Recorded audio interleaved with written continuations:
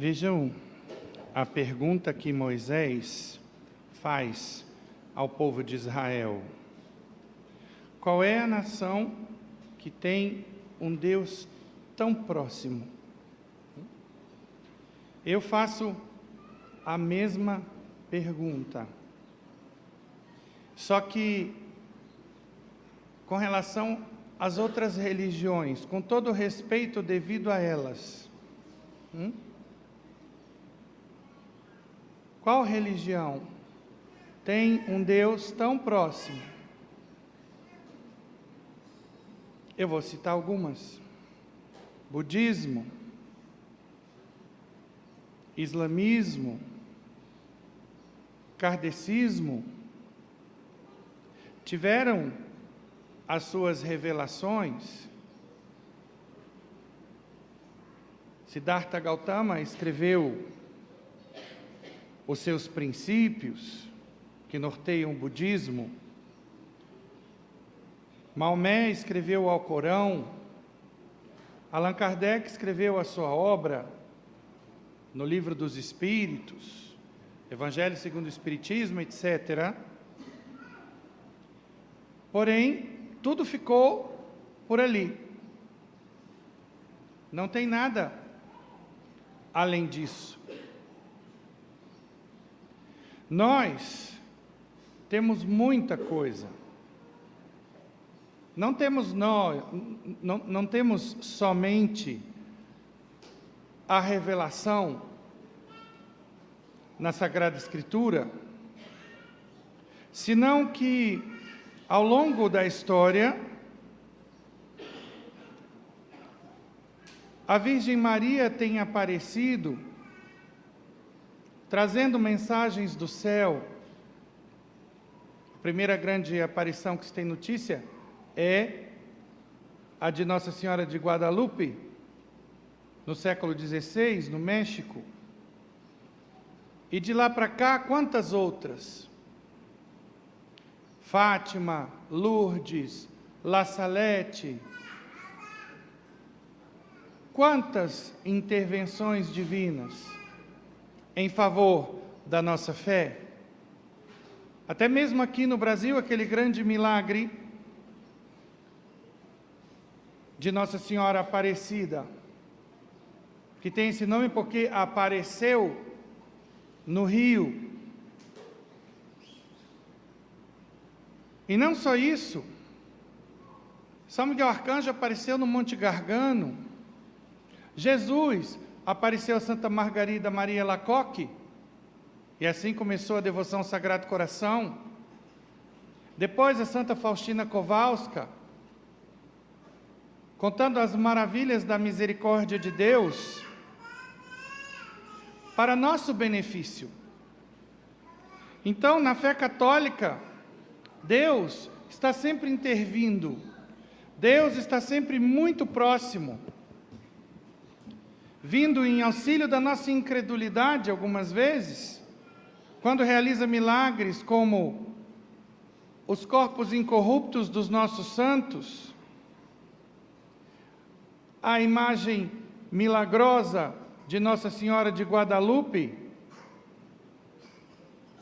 Muitos desses milagres confirmados pela ciência, como é o caso dessa imagem, estudada até por cientistas da NASA, ou o Santo Sudário de Turim, de maneira que nós católicos temos um apoio do céu que é constante e que não se vê nas outras religiões. Não quero com isso dizer que Deus não ama os irmãos de outros credos ou que os abandonou. Senão que eu estou dizendo sim que Deus está apontando um caminho, que Deus está confirmando a nossa igreja como sua grande embaixada na face da terra. Isso sim. E eu ainda acrescento que não vi nada nas outras religiões que seja para o bem do homem, que a nossa fé católica não tenha. Eu que rodei por várias. Eu já fui espírita, já namorei o budismo, nunca professei a fé budista, mas li livros, como obras do Dalai Lama, por exemplo. E vi coisas bonitas, sim. Muitos ensinamentos, inclusive semelhantes ao que vemos na nossa fé. O que a igreja chama de sementes de verdade, no documento Dominus Jesus, na medida em que são pontos de interseção com a verdade plenamente revelada, que só nós temos. E por quê? Por que eu digo isso? Porque o nosso fundador não é apenas um homem sábio, não é um simples profeta. Ele é profeta, na medida em que profetizou eventos futuros que aconteceram, na medida que lia o que ia nas mentes e nos corações dos homens, na medida em que denunciava o erro e anunciava a verdade, que nós podemos acreditar que é verdade, porque ele, dizendo-se Deus e tendo provado ser Deus pelos milagres que fez, é aquele que se apresenta como caminho, verdade e vida, como nenhum outro homem, nenhuma mulher na face da terra já fez. E é por isso que nós, católicos, seguimos Jesus Cristo, convictos de que Ele, por causa disso, é superior aos outros. Todo católico tem que ter consciência disso. Nós dizemos isso com respeito às outras religiões, mas ou estamos convictos disso, ou então, católicos não somos. E eu faço questão de alertar o povo de Deus para isso, porque hoje o respeito humano, por causa do politicamente correto, gera essa covardia no meio dos católicos, esse medo de anunciar Jesus como caminho, verdade e vida, como Deus, como superior. Nós vamos fazer isso a partir da nossa convicção e com total respeito aos credos alheios, sem desdenhar a fé de ninguém. Mas temos que ser convictos. Hoje, nós estamos aqui reunidos para entregar a palavra de Deus a estas crianças, mas também por causa do nosso curso de casais. Nós até mudamos o nome, porque não é só para noivos. Para este curso nós convidamos namorados, para que possam, a partir da compreensão do que é o chamado de Deus à vida matrimonial, discernir se tem essa vocação. Porque casamento não é tradição, casamento, antes de mais nada, é um chamado de Deus para constituir família. Constituir família nos moldes da fé, e não nos moldes do mundo. E por isso nós convidamos também casais casados, para que possam refletir sobre a sua caminhada, rever algumas coisas que viram quando fizeram o seu curso de noivos, mas sobretudo atualizar-se. Sobretudo, investir na sua relação. Refletir sobre como tem vivido este chamado tão nobre, tão elevado de Deus. E por isso, eu hoje quero refletir um pouco sobre algo que é muito importante na nossa caminhada como cristãos, que são os talentos que Deus nos confia. Porque os pais, especialmente, os pais destas crianças que estão aqui, se preparando nos caminhos de Deus, devem procurar descobrir quais são os seus próprios talentos e os talentos dos seus filhos, para que todos nós possamos colocar os nossos talentos a serviço de Deus. Hoje, essas crianças recebem a Bíblia, que é a palavra de Deus, também um manual de instruções do ser humano, porque nos ensina quem é Deus, como Deus age, e tudo aquilo que Deus espera que nós façamos para o nosso bem, seja nessa vida, seja na eternidade, para que nós possamos viver em paz, em harmonia, para que tenhamos vida em abundância. E eu começo com um pensamento de um santo jesuíta chamado Alberto Hurtado,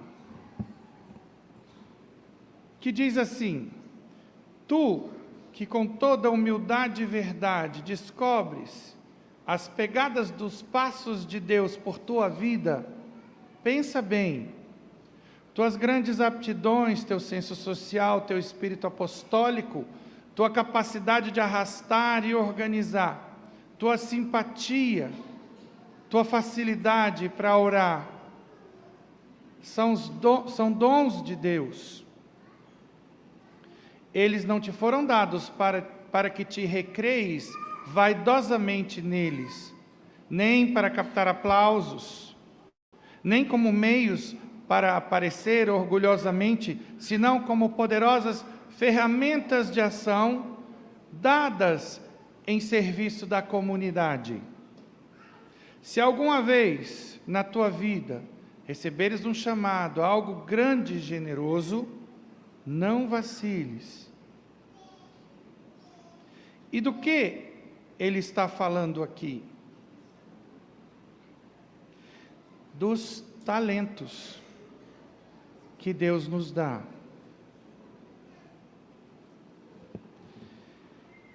Então, meus irmãos,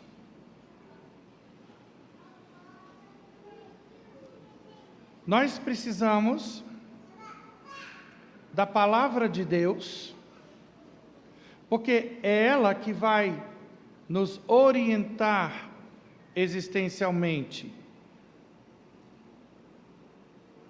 Ela que vai nos mostrar aquilo que funciona para nós e aquilo que não funciona. Aquilo que nos fará felizes e aquilo que nos torna infelizes, que eu já digo o que é. O pecado. Inclusive, dois filósofos ateus de carteirinha, Sam Harris e Robin Dunbar, escreveram, a partir de um estudo que fizeram sobre a moralidade, que é impossível uma moralidade sem Deus. Vocês sabem o que é moralidade? A moral é o campo do conhecimento que estuda o agir humano, as nossas ações. ela está conectada com a ética. A moral diz respeito ao que é certo e o que é errado. Então vejam, dois ateus concluindo que seria impossível a gente falar de moralidade sem a ideia de um Deus, de uma divindade. Em outras palavras, da fonte do certo e do errado, daquele que revela o que é bom e o que não é, daquele que é juiz, até porque se nós analisarmos a sociedade humana e o que é proposto para ela pelo mundo, que é o relativismo filosófico, a gente vai concluir que é necessária uma estrutura como a que nós temos nas grandes sociedades humanas, ditas civilizadas. Uma estrutura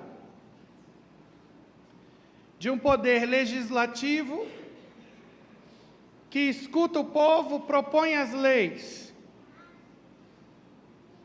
de um poder executivo que sanciona essas leis, e de um poder judiciário, com essa estrutura de tribunal, de prisão, de juiz, que é quem diz quem tem razão e quem não tem, quem está certo e quem não está. E assim a gente vê a loucura do relativismo, essa ideia insana de dizer que a verdade é relativa, a verdade é o que você acha que é verdade, o que eu acho que é verdade. Não, nós temos direito à opinião, cada um tem direito à sua opinião, Deus nos criou livres, mas a verdade não depende de mim, a verdade está fora de mim, a verdade é absoluta, eu posso concordar com a verdade ou não. Vocês querem ver? Eu vou dar um exemplo simples de entender. Imagina, qual é a verdade do ateu? Que Deus não existe, sim ou não? Qual é a nossa verdade? Que Deus existe. E aí eu pergunto, Deus pode existir e não existir ao mesmo tempo? Óbvio que não. Então um dos dois está errado. Nós sabemos que são eles. Simples assim. Vamos lá, para o campo físico. A pessoa daltônica confunde verde com vermelho. A gente olha para uma cadeira que é verde. Qual é a verdade da cadeira? Ela é verde. Agora, a cadeira vai ficar vermelha porque o daltônico enxerga a cadeira vermelha? Não, ela continua verde, o defeito está no olho dele. Simples assim. Então, vejam a necessidade que nós temos de Deus, dessa estrutura que existe aqui debaixo do sol, porque ela já vem lá de cima. Quem é o juiz? O próprio Deus. Quem é o legislador? É Deus. Ele é que diz o que é certo e o que é errado, não é você que vai ditar o que é certo e o que é errado, porque aqui debaixo do sol, se você fizer o que você acha certo, e que a sociedade diz que está errado, que está lá tipificado no Código Penal como crime, você vai para o chilindró, pode dar o piti que quiser, achar ruim, gritar e espernear, vai preso. Agora, que louco, né? A gente acha que a sociedade tem que ser assim, a gente acha justo que seja assim, a gente quer que seja assim. Mas com Deus, não, eu sou a medida de todas as coisas. Com Deus tem que ser o oba-oba.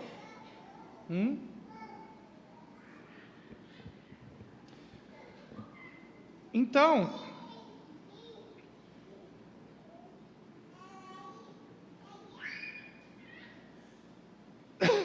eu pergunto, você já fez uma análise dos seus dons? Hein, meninos? Eu pergunto para vocês aí. O que é que vocês fazem bem, que a galera elogia? Já pararam para pensar nisso? Pois pode começar a pensar. E aí, pais que estão aqui, vocês já podem começar a falar para os seus filhos dos dons que ele tem. Para quê? Porque, cuidado, hein? Tem gente que acha que reconhecer um dom que tem é vaidade. É pecado contra a virtude da humildade. Não é. Eu preciso saber aquilo que são meus dons, justamente para poder colocá-los a serviço de Deus. Cuidado com a chamada falsa humildade. O que é isso? O demônio é esperto. Ele não vai só nos atacar com o pecado. Sobretudo as pessoas que ele vê que estão progredindo na fé, nos caminhos de Deus, que não caem mais nas suas armadilhas para pecar, porque elas sabem o que é certo e o que é errado, elas são instruídas na verdade. Então o que resta ao diabo? Trabalhar com tentações sob aparência de bem. Então aí, ele vai tentar mostrar para você que você não deve reconhecer que tem nenhum dom, porque isso é orgulho. Quem é você? Aí a gente fica naquela falsa humildade. Não, você sabe falar. Não, eu não sei, são seus ouvidos. Nossa, você cozinha muito bem, são seus olhos, sua bondade. Caramba, todo mundo diz isso, é sinal de que é. E aí, a partir do momento que você reconhece, não reconheça para se achar. Seja como Sócrates. Por que Sócrates foi o homem mais sábio da Grécia? Porque ele partia do princípio, sei que nada sei. Quando o oráculo de Delfos disse para ele que ele era o homem mais sábio da Grécia, ele duvidou, porque ele era humilde.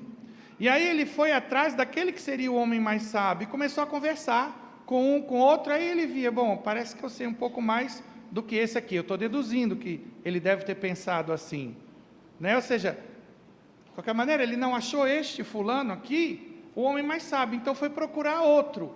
Também esse aqui parece não ser. Agora, ele tinha esse discernimento, porque ele tinha muita cultura, muito conhecimento. E aí ele foi atrás do outro, e aí acabou que, além da cultura dele, do que ele sabia, ele conversou com tanta gente que ele foi sabendo muito mais, e assim ele foi o homem mais sábio. Então, por isso a gente tem que partir do princípio que nada é tão bom que não possa melhorar.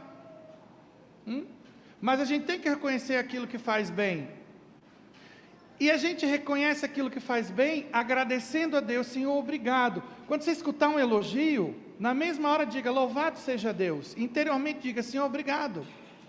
Que eu estou podendo fazer o bem para essa pessoa, que ela gosta da minha comida, que ela gosta do meu conselho. Enfim, que isso que eu fiz e que ela reconhece, está redundando num bem, obrigado.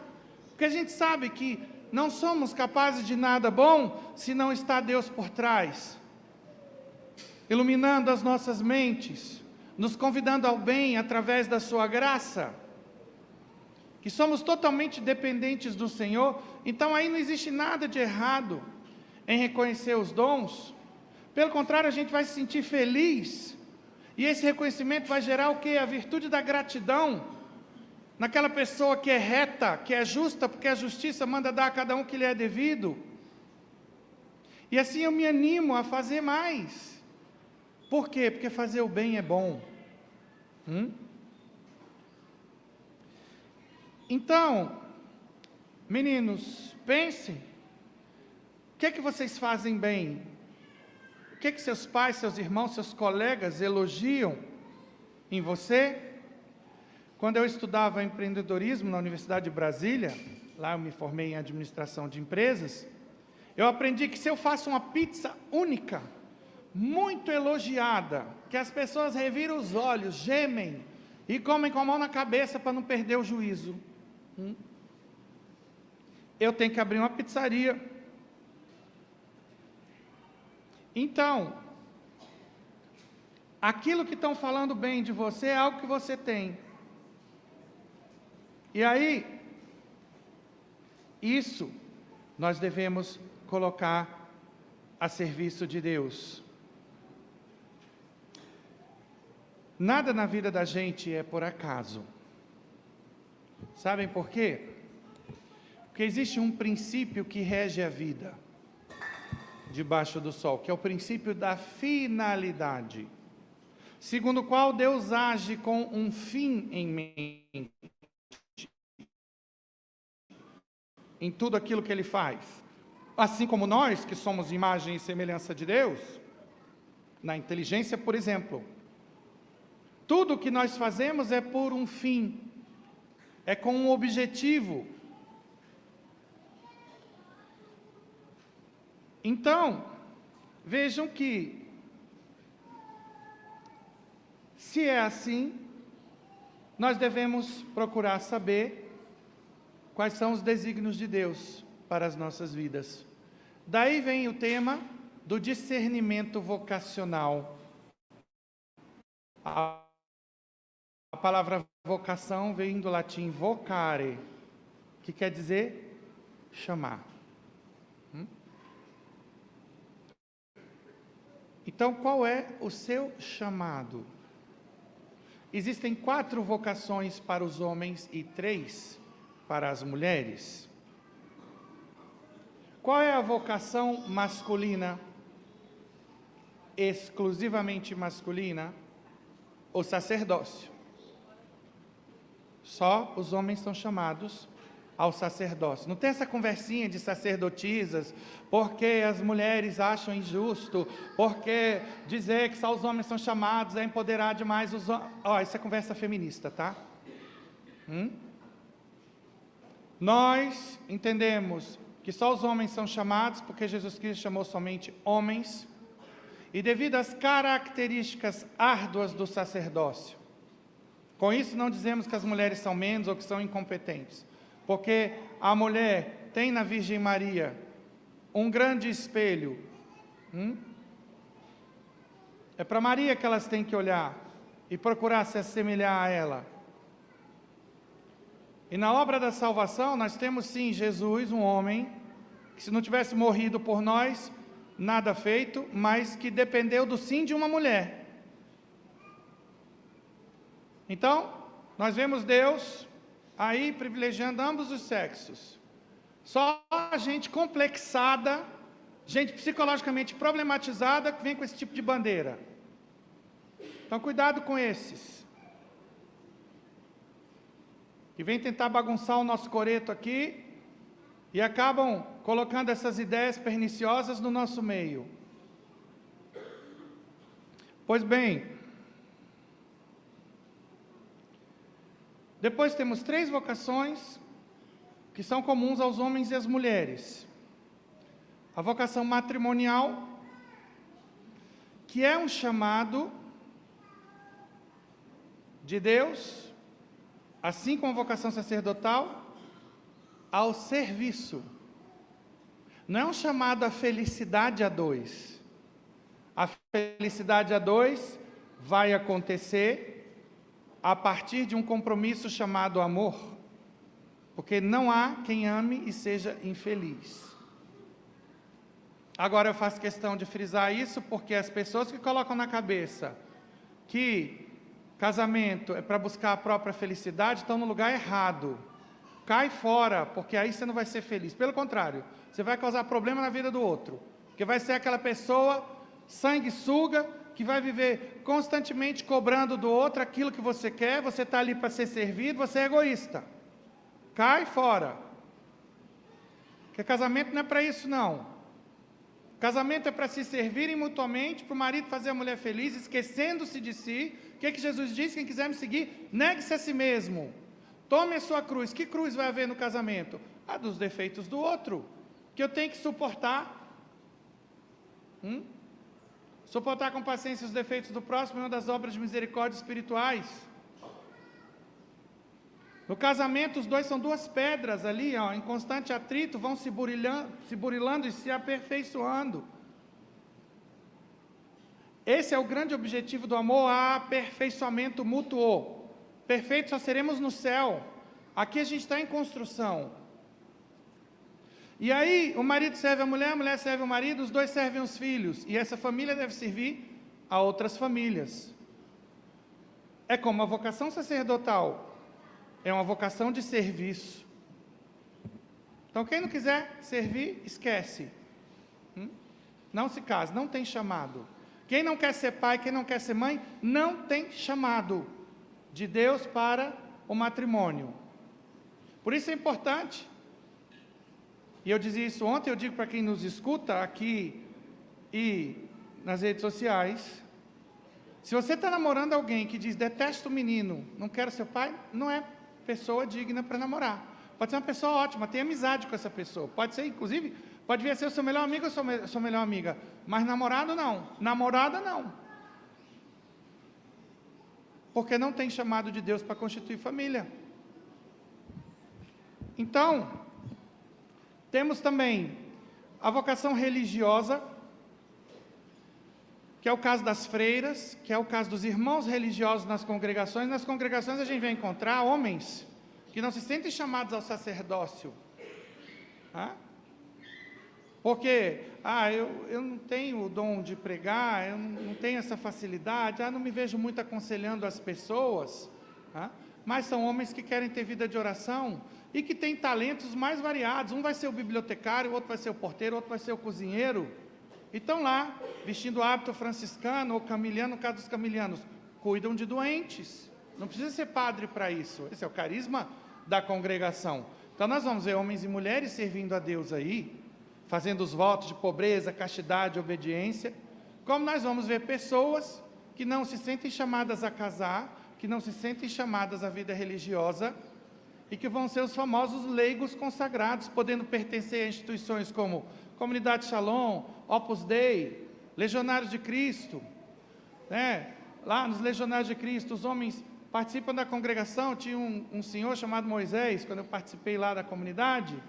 Ele era formador, catequista, usava um anel de casado, não usava o hábito dos legionários, mas estava sempre de terno e gravata. Ele participava da comunidade, vivia lá conosco, solteiro. Como a gente vai ver pessoas como a dona Raquel, que faleceu, que trabalhava aqui com a gente, trabalhou na procuradoria, não sentiu chamado ao casamento e sempre serviu à igreja. Dona Raquel aqui puxava o jejum, as 1000 Ave Marias, todo dia vinha ajudar aqui a preparar a missa, era ministra da Eucaristia, viveu em função de Deus, que aliás é o sentido da vida de quem não se sente chamado à vida religiosa, ao sacerdócio ou ao matrimônio. A solteirice só faz sentido se for para uma vida consagrada. Agora cuidado, porque tem aquela criatura que fica solteira porque é o tiozão amargurado, aquela pessoa que até tenta se casar, mas é tão ruim o bicho, ou a mulher, tão difícil, que ninguém quer. E aí cuidado, porque tem gente que nessas horas vai para um convento, eu vou ser padre. Criatura, não vá se meter em vida religiosa se você não tem chamado não. De repente vai fazer uma terapia melhor aí, inclusive a fachada, sei lá, o conjunto da obra. E aí quem sabe? Só que tem que discernir junto a Deus. É na oração, é no silêncio, é no retiro, é assim que a gente vai discernir a vocação. E aí, pais, futuros pais que estão aqui, é importantíssimo educar os filhos na igreja e orientá-los para o céu desde pequenos, para que eles possam começar a pensar numa profissão, em função de um chamado de Deus, porque existe a vocação profissional também. Porque uma vez que eu falei que Deus faz tudo com um fim em mente, e tem outra característica que é o quê? Ser providente. Deus provê tudo aquilo que é para o nosso bem. E por isso a gente vê a natureza tão harmônica, e tudo debaixo do sol funciona tão bem. Deus chama uns para serem químicos, outros para serem físicos, outros para serem médicos, outros para serem bombeiros, outros para serem porteiros, lixeiros. A gente precisa de todas essas pessoas na sociedade ou não? Sim. As coisas são assim porque Deus quer o bem de todos nós. Ele sabe de todas as nossas necessidades. E por isso não nos falta absolutamente nada. Então é muito importante que a gente faça esses discernimentos. Hoje tem pessoas que vão procurar carreira em função de fama, de poder, de dinheiro. Aí daqui a pouco a criatura está com depressão e não sabe. Por quê? Porque a maior parte do tempo dela ela está no trabalho, e no trabalho ela é extremamente infeliz. Detesta aquilo que faz. É claro que a vida não vai funcionar. Então Deus pensou em cada um de nós e tem uma missão única e irrepetível. Só nossa, o que Ele determinou que é você que vai fazer, só você e ninguém melhor do que você para fazer. Por mais que o diabo tente colocar na sua cabeça que todo mundo é melhor do que você. Ah, mas eu tenho poucos talentos, não importa o que se faz, e sim o amor com que se faz. Você pode ter um talento, e com esse um talento ir para o céu, e a criatura que tem 10 ir para o inferno. Ou você tem um talento, a criatura que tem 10, mas você coloca tanto amor nesse um talento, que você vai ter um céu melhor do que aquele que tem 10. E cuidado, porque o diabo faz também a pessoa ficar se vitimizando, ele vai trabalhando vícios do tipo a inveja, e com isso um comodismo, um quietismo. Ai, eu não vou fazer diferença, o meu talento é tão bobo, é tão pequeno. Criatura, tu tem a preguiça de botar teu talento a serviço de Deus, e o diabo fica dando desculpa para você, e aí você fica parado. Mais uma vez, qual é a tendência da gente? Achar que um juiz de direito é mais importante do que um lixeiro. Se faltarem os lixeiros, como é que fica a sociedade? Se faltarem os porteiros, as faxineiras. Então os nossos critérios são outros, não são os critérios do mundo. Então, por isso, nós precisamos dessa intimidade com o Senhor, mas cadê que às vezes a gente dialoga com Deus? Tem muito católico que é devoto, que reza terços e terços, mas não tem tempo para conversar, para desabafar. Às vezes até desabafa, mas fala só de problema, mas não pergunta a Deus. Não tem esses momentos de agradecimento com mais tempo, de colocar os talentos. Não sei quais os talentos. Senhor, quais são os meus talentos? Me mostra, fala pela boca da minha mãe, do meu pai, me diz, onde o Senhor quer que eu sirva? Ele vai responder, eu garanto a vocês que vai responder. Faça isso na adoração, mas a adoração passa longe na vida de tantas pessoas. Eu me lembro de uma homilia muito importante, que meu primeiro reitor, Padre Dollinger, um homem santo alemão, que Deus o tenha, fez para todos nós seminaristas. Ele disse, olha, não sei quem aqui vai ser padre e quem não vai, mas de uma coisa eu sei, que tudo o que vocês viveram até aqui, independentemente de serem padres ou não, teve uma razão de ser. Deus vai tirar proveito até dos pecados que vocês cometeram, não que o pecado seja jamais útil ao homem, mas uma vez que a gente peca e sente o gosto amargo do pecado, a gente vai poder aconselhar os outros, até com muita veemência. Mais uma vez, ninguém se sinta animado a provar o gosto ruim do pecado, para saber que o pecado não satisfaz. Mas dado que somos fracos e pecamos, onde abundou o pecado, superabunda sempre a graça, porque Deus nunca vai permitir que o mal triunfe sobre o bem. Então aí, Padre Dollinger disse, tudo o que vocês fizeram até hoje tem sentido em função do sacerdócio, para aqueles que serão padres. Então pensem nos seus talentos e coloquem tudo a serviço de Deus. Façam uma lista. E naquele dia, eu diante do Santíssimo procurei fazer uma lista. E de repente eu me encontrei com duas coisas que eu sabia fazer e que eu não conseguia enxergar assim muita utilidade não. E até meio que me menosprezei. Eu antes de ser padre fui guia turístico aqui em Brasília, mostrava Brasília para os estrangeiros para praticar as línguas estrangeiras que eu sabia. E eu aprendi a cozinhar também. Só que lá no seminário quem fazia a nossa comida eram as freiras. E eu pensei, isso aqui de repente alguma vez eu vou receber a família e tal, vou fazer uma comida. Ou, sei lá, na paróquia, eu e o vigário, vou fazer uma comida e tal, beleza, para agradar.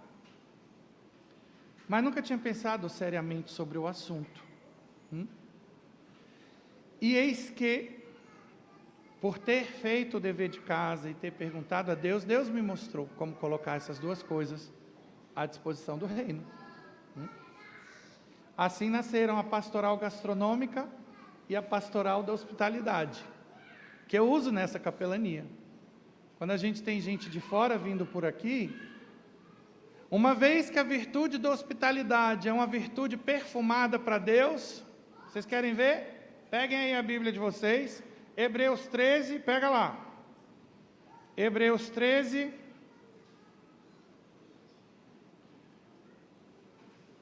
versículos... saiu daqui da tela. 1 a 2. Conserve-se entre vós a caridade fraterna. Não vos esqueçais da hospitalidade, pela qual alguns, sem o saberem, hospedaram anjos. Que tal? Arrepiou? Caraca, padre! Então quer dizer que Deus fez anjos parecerem homens? É isso? É isso! E a pergunta que não quer calar, por quê? Hein, meninos, vocês estão sabendo disso aí? Anjos que vieram do céu e as pessoas receberam em casa achando que eram homens e eram anjos. Vou dizer para vocês, tudo que Deus quer na vida da gente é o bem. Então, se Ele fez isso, foi para dar a oportunidade dessas pessoas que receberam esses anjos de praticarem a virtude da hospitalidade. Então, ela é importante, mas tem determinadas virtudes que vai deixando meio de lado. Uma coisa tão bonita no Nordeste, eu que sou nordestino, a hospitalidade. Lá no Nordeste, quando alguém vai receber alguém, eu cresci vendo minhas tias se preocupando com a toalha de linho, em passar um café fresco, e eu escutava o seguinte, que nesse café é coisa de mulher preguiçosa. Pecado mortal no Nordeste serviam nesse café. Então tem que fazer um cuscuz, uma tapioca fresca, oferecer do bom e do melhor. Que coisa linda. Agora, olha o diabo, o palhaço do diabo, que entra sempre em cena. Já cheguei a ver tia minha, não vou falar o nome da pecadora, ouvi a amiga tocar a campainha, ela olhar lá no olho mágico, ixi, é a fulana. Eu não tenho cuscuz, e estou sem o café, não sei o que, não vou receber não. Fingiu que não estava em casa. Por quê? Porque a gente se preocupa com o que vão falar. Ela ainda disse, a bicha tem uma língua, ó. Imagina, se ela como nordestina não coloca a toalha de linho e aí a gente se preocupa com isso. E na época eu não me calei nem falei nada. Por quê? Porque eu não tinha a cultura católica que eu adquiri depois da minha conversão. Senão eu teria dito, tia, o mais importante é o amor, a senhora receber somente e falar, minha querida, não repare não, mas hoje vai ser o Nescafé. Mas se você não gostar de Nescafé, me diga, eu tenho chá, eu tenho leite, sei lá. O mais importante é se confraternizar. E se a criatura sair falando, deixa ela falar, o pecado é dela, o problema é dela. Agora a gente se priva do bem, se priva desses momentos por causa dessas bobagens, isso é trabalho do diabo, que quer sempre melar o bem que Deus quer operar na vida da gente. Então aí, hoje, eu já falei até na corporação, se tiver bombeiro de fora, falei para Dom Marconi, se tiver padre vindo de fora, me avise com antecedência que eu faço questão de receber, mostrar a cidade de Brasília, e aí dou a oportunidade dos fiéis de serem generosos. Quantos fiéis generosos não abrem as suas casas para a gente fazer um evento? Teve uns bombeiros da França que vieram aí, a gente fez o passeio por Brasília, um casal aqui muito generoso os recebeu, botaram para quebrar, como diz lá no Nordeste. Menino da rabada com agrião, ao bobó de camarão tinha nessa mesa. Os gringos saíram daqui impressionados. Quando terminou a experiência, os dois falaram assim, nunca fomos tão bem tratados no exterior como aqui, estamos saindo do Brasil com a melhor impressão. Valeu a pena ou não? Valeu. Para a honra e glória do Senhor Jesus, porque Porque nós temos que procurar representar bem as instituições às quais pertencemos. Em primeiro lugar, a igreja. Em primeiro lugar, porque você carrega um sobrenome que não é Santos, Oliveira ou Reis. É um sobrenome mais poderoso, que é cristão. Porque você é cristão. João dos Reis cristão. Maria da Glória cristã. Esse é o sobrenome principal.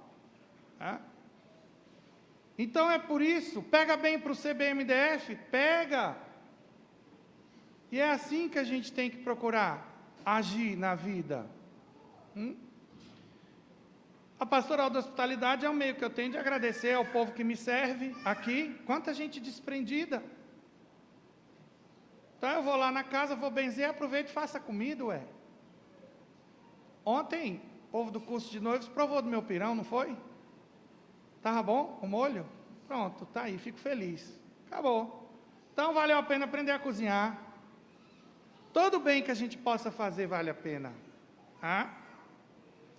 Então, nunca é demais recordar o princípio e fundamento que deve permear as nossas vidas e pautar todas as nossas decisões existenciais. Que é o quê? O homem nasce para louvar, reverenciar e servir a Deus e através disso salvar a sua alma. Esse é o grande objetivo da vida humana. Servir a Deus, agradar a Deus. Lógico que servir a Deus passa pelo serviço aos homens. E vejam, por que a Bíblia diz, Marcos 8,36, de que adianta o homem ganhar o mundo e perder a sua alma? E aí eu pergunto, você está mais preocupado em ganhar o mundo? Está mais preocupado com a fama, com o poder, com a grana, com a felicidade mundana? Ainda que sejam coisas boas como a felicidade no casamento, e se esquece de Deus e dá para Deus as migalhas e não coloca seus talentos à disposição do reino, abra seu olho. Pois bem, vou dizer para vocês o benefício secundário quando a gente segue a nossa vocação e orienta a nossa existência para Deus. Duas coisas maravilhosas, paz interior. Quantas pessoas hoje em dia não têm paz? Vivem na ansiedade, vivem na depressão. Por quê? Porque o coração não repousa naquilo que é mais importante. Quando a pessoa tem certeza que está a caminho do céu, porque ela segue os mandamentos de Deus, está fazendo o dever de casa bonitinho, os talentos estão à disposição do reino, tudo mais não importa. Deixa o mundo cair, acabar. Eu só vou entrar em cena ali, onde a caridade me mandar, mas você não tem condição de controlar o que é que o governo está fazendo, o que fulano está fazendo, se a fulana vai lhe menosprezar, vai elogiar. Esquece tudo isso aí. E bora ser feliz. São Francisco já ensinava, a fonte da paz interior é a consciência tranquila. E eu chego à consciência tranquila através do dever cumprido. E o dever cumprido depende de quê? Depende dos mandamentos, depende da minha vocação. É aí que eu tenho que saber quais são os meus deveres como marido, como esposa, como padre, como diácono. É isso que eu tenho que olhar, esse tem que ser o meu checklist. E aí, se está tudo bonitinho, está tudo ticado verdinho, maravilha, acabou, não se preocupe com mais nada não.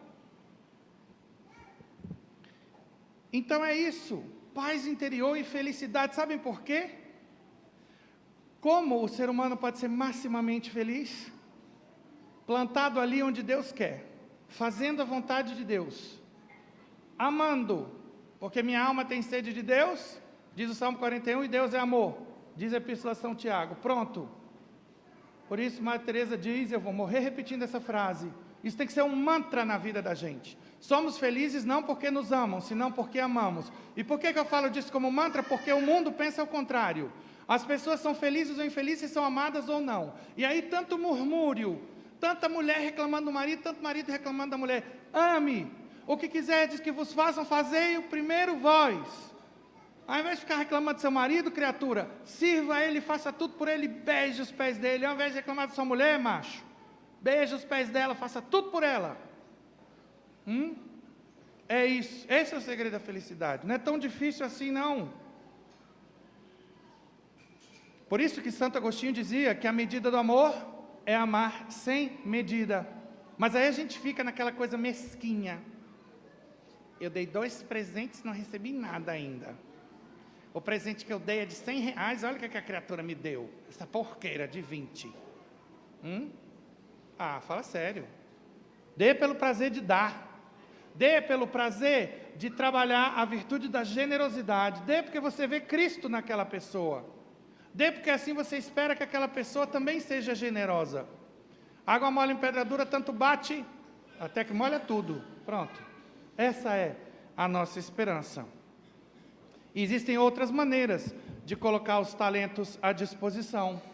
Vou dar um exemplo, dízimo profissional. E eu espero que no final dessa missa, e até quem quiser pela rede social, diga aí: padre, eu sou psicólogo, eu sou fisioterapeuta, personal trainer, se tiver alguém aí no perrengue, porque a gente tem às vezes pessoas que estão com depressão, às vezes o cara é até bombeiro, até tem uma posição boa, mas ficou desempregado, ou está endividado, e não tem dinheiro para se tratar. E não adianta a gente falar, olha, você tem que entender que isso é mais importante do que outras coisas, a pessoa não vai conseguir entender. E aí a gente vai depender dessa generosidade. Agora, não se preocupe, porque eu sempre, quando pego uma pessoa e digo, vou conseguir um profissional de graça para você, eu pergunto, o que você sabe fazer na vida? Eu sou professor de matemática. Então, beleza, você vai oferecer seus préstimos como professor de matemática para sua terapeuta. Pode ser que o filho dela precise, o neto dela. Ou se ela quiser paparicar um cliente, ela vai falar, olha, então vou mandar o filho do meu cliente aqui para ter umas aulas com você, beleza? Troca trabalho por trabalho, está tudo certo. Mas, se você quiser atender totalmente de graça também, tudo certo. Porque o que importa é o amor. Então, que tal? E que tal se oferecer para as pastorais? Isso eu vou morrer falando, né? Que é bom a gente chegar na igreja e está tudo resolvido, olha aí, ó. As crianças evangelizadas, por quê? Porque tem gente se sacrificando por trás. Gente como você, que é dona de casa, que é bombeiro, que tem filho, que tem neto, que está fazendo pós-graduação, mas que não deixa de servir a Deus por causa disso, que não encontra nessas coisas desculpa, que anda 1 quilômetro a mais, que estica a corda da caridade, por um bem maior. E aí a boa notícia é que, quanto mais a gente fizer por Deus nessa vida, tanto melhor será o nosso prêmio eterno. É questão de investimento. Tem tanta gente investindo em Bitcoin, tanta coisa importante, sendo que tudo vai ficar. Que tal você investir naquilo que não vai ficar? E naquilo que você vai receber com certeza na eternidade? Pensa nisso. E aí muita gente não se oferece simplesmente porque não foram educados em casa a servir. Em casa mamãe e papai faziam tudo. Então é hora de mudar. Não, mas a gente tem empregada lá em casa, não importa. Seu filho tem que aprender a fazer uma cama. Seu filho tem que aprender no domingo, dia que a empregada não está, a levantar, a levar o prato, a ajudar você, mãe, que não é empregada dele. A lavar a louça. Entender que família é um time. Porque essas superproteções alejam. Aí a gente chega na igreja e acha, não, alguém vai fazer. Porque em casa era assim, não, minha mãe vai fazer, meu pai vai fazer, alguém vai fazer. Eu não preciso fazer. Quem disse que não? Então é hora de mudar. Tudo a gente tem que construir juntos. A união faz a força. Tem mãe que vai dizer, não, eu prefiro, padre, fazer tudo, para o meu filho se dedicar só à escola. Mãe, tá, beleza. Só veja se esse filho está realmente dedicando todo o tempo dele à escola. Porque eu garanto que vai ter umas 4 horas ou 5 supérfluas de redes sociais. É ou não é no mundo de hoje? Então, se tem 4, 5 horas para redes sociais, não vai ter para ajudar nas coisas de casa? Então, educação dos filhos é algo sério. Então, muito cuidado, pais, para não alejarem os seus filhos. Pois bem, eu quero fazer outra sugestão aqui, que é você analisar os seus talentos à luz das obras de misericórdia espirituais e corporais que a igreja ensina. Essas obras estão lá na Bíblia. E aí você veja, de acordo com as inclinações, com seus dons, o que você pode fazer pelo reino de Deus? Dá de comer a quem tem fome, dá de beber a quem tem sede, vestir os nus, dar pousada aos peregrinos, assistir os enfermos, visitar os presos, enterrar os mortos. Só um parêntese aqui. Cuidado que eu não estou dizendo, o católico tem que fazer tudo isso aqui. Não tem que sair procurando morto para enterrar. Agora, se você passou, indo daqui para Paracatu, no meio da estrada, viu uma pessoa morta, aí você católico tem que se mexer. Não precisa botar o defunto dentro do seu carro, mas tem que procurar ligar, chamar a polícia, o bombeiro, procurar ver se consegue identificar, alguma coisa a gente tem que fazer. Isso vai atrasar a minha chegada. Atrasa a sua chegada, por caridade. Está aqui, obra de misericórdia. Então, para que está escrito enterrar os mortos aqui? Então, não é você que vai pegar o morto, não, mas vai ajudar a descobrir quem é esse aqui. É um indigente, não é? Deus não pede nada além das nossas possibilidades, mas Ele pede sim que a gente estique a corda da caridade. E às vezes a gente não está afim.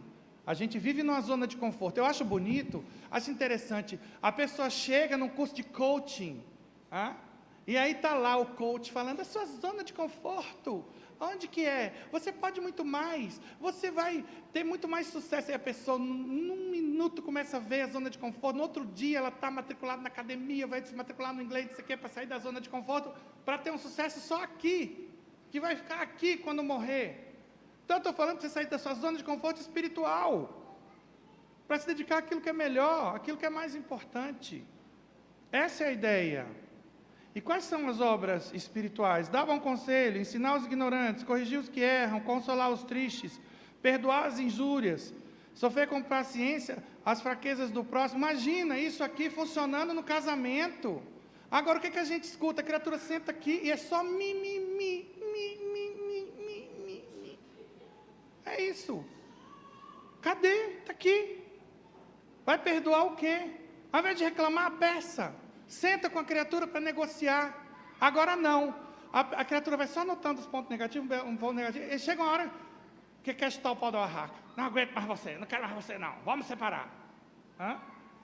Está tudo errado.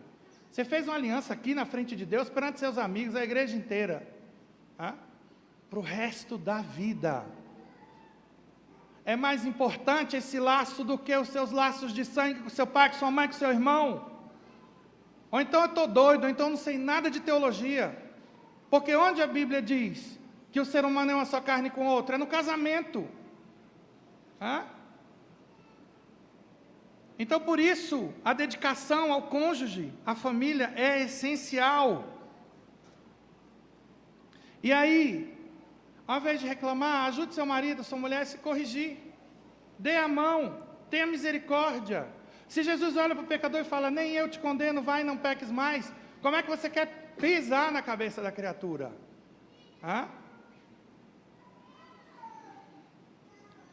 Rogar a Deus pelos vivos e pelos mortos, está aí. Aí a pessoa fica com raiva, cadê que está rezando pelo marido? Cadê que está rezando pela esposa? Cadê que está jejuando?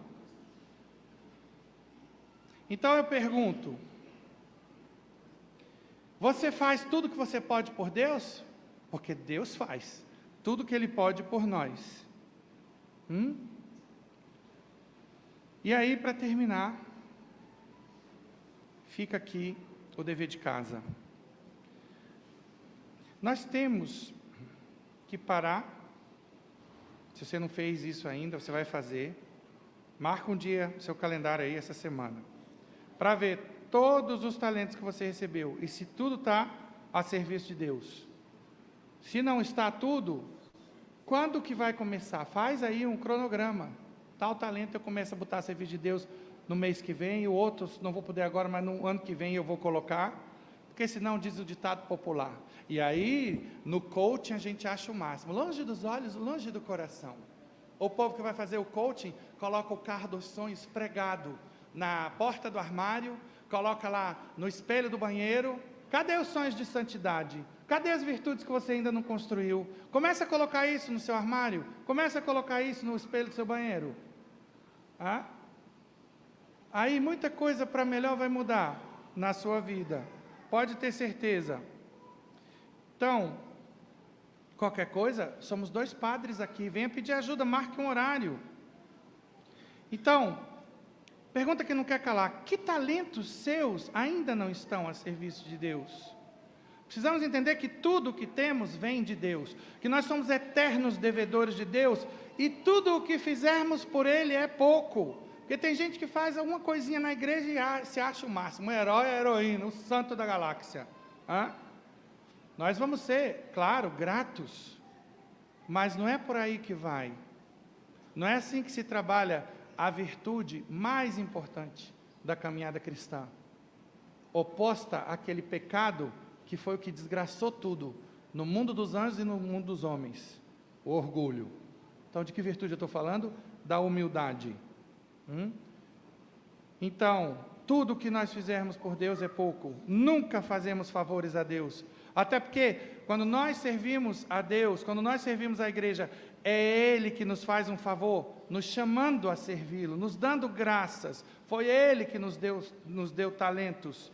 Então, você que tem mais dinheiro, eu pergunto, seu dízimo é maior? Sua esmola é maior? O que você está fazendo pela construção do reino de Deus? É assim que a gente começa a ver como está vivendo o primeiro mandamento, amar a Deus sobre todas as coisas. Louvado seja nosso Senhor Jesus Cristo.